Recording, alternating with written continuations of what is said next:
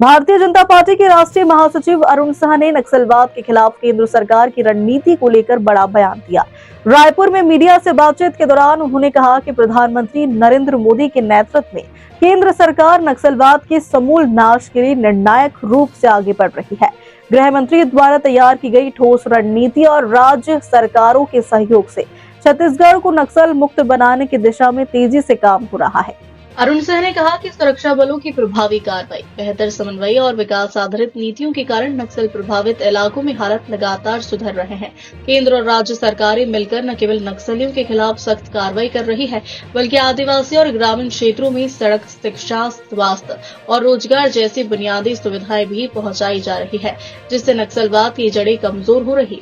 उन्होंने भरोसा जताया कि इस संयुक्त प्रयास का सकारात्मक परिणाम जल्द देखने को मिलेगा।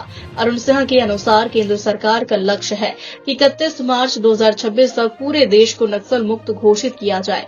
उन्होंने कहा कि सरकार इस दिशा में बहुत तेजी से आगे बढ़ रही है और आने वाले समय में नक्सलवाद का पूरी तरह से अंत होगा। क्योंकि सरकार के विल पावर, हमारे देश के यशस्वी गृह मंत्री आदरणीय अमित शाह जी, जो उनकी जो रणनीति है, जो उनकी योजना है, जिस प्रकार से मॉनिटरिंग कर रहे हैं, प्रदेश की सरकारों से बात कर रहे हैं और नक्सलवादियों के साथ कठोरता के साथ उनके साथ बात करना और उसी के साथ साथ यह भी कहना कि विकास के धारे में आ जाओ। विकास के अनेकों योजनाओं की लंबी कतार लगा दिया।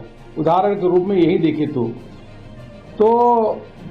6173 प्रधानमंत्री आवास योजना, 49,239 आयुष्मान भारत का कार्ड उन क्षेत्रों को देना, 266 गांवों में बिजली विद्युतीकरण कराना और नियत निल्लार नार आपका अच्छा गांव, इस कल्पना को पूरा करने में केंद्र और प्रदेश सरकार की दोनों बहुत बड़ा योगदान है।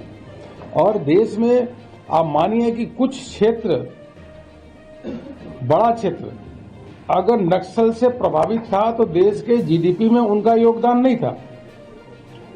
भारत लगातार 4 सालों से सबसे फास्टेस्ट जीडीपी भारत की है, विश्व की चौथी अर्थव्यवस्था बन गया है, लेकिन इन क्षेत्रों का योगदान कम था, जो नक्सल प्रभावित क्षेत्र थे।